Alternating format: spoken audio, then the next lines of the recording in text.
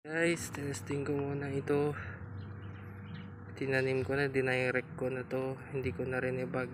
Tinesting ko, tinanim dito sa may mabato-bato. Nigyan ko ng 5-in-1 soil at chicken manure sa ilalim. Ito naman yung iba. Ito transplant ko sa farm. 100 pieces. Ito hindi pa tapos. Bukas na to. Okay, 100 pieces Aquilaria crasna. At saka guys, ito pala ang aking malasensis. Yan, lusog na lusog.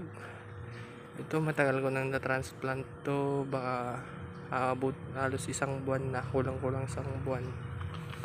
Lalaki na, ang gaganda. 30 pieces malasensis, Aquilaria malasensis.